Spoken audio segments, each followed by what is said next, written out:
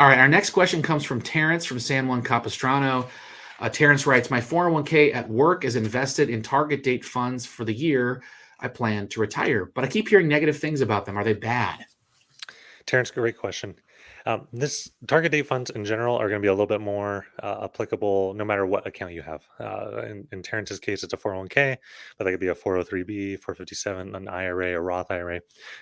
It's just an investment selection like any other stock or ETF.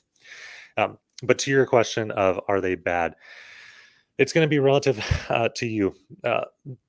What you're probably hearing about a lot of the negativity about target date funds is that they probably are going to be a little bit too conservative as you approach retirement and go into retirement. So uh, when you're 35, 40 years old, a target date fund might have the equity exposure you need to meet your goals for your portfolio.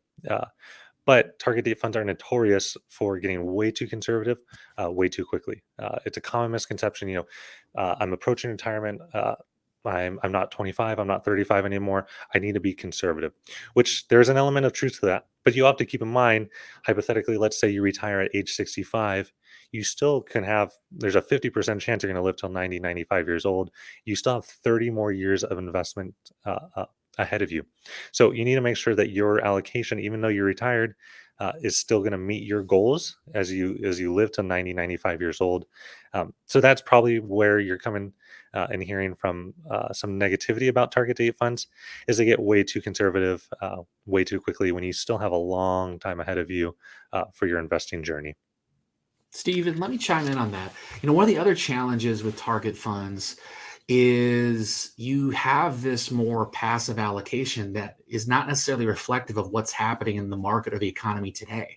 They've been set up with giving you more equity exposure and dialing down as you get older, increasing your bond exposure. But the question is, in an environment where interest rates went up last year, target funds got hit because you didn't pivot to more short-term bond allocation. You had a more passive bond allocation, intermediate and longer term was in there, even though we know the Fed was telling us they were going to raise interest rates and bonds were going to get hit hard. Last year, bonds down 15%, worst year for bonds in 40 years. That wasn't helpful. So, target date funds are really a blunt instrument. And with anyone, there may be a more precise way of investing other than target date. You could put together a list of those available strategies.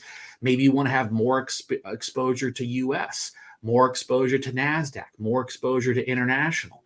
Maybe the type of bonds you have could be more laser focused to help optimize long-term performance. So I think the challenge with target date funds, if you've got a little bit of money and you don't want to take the time to look at it, they can be an interesting instrument, but they're really a blunt instrument. And there can be some ways to optimize inside of those asset classes if you're willing to take the time.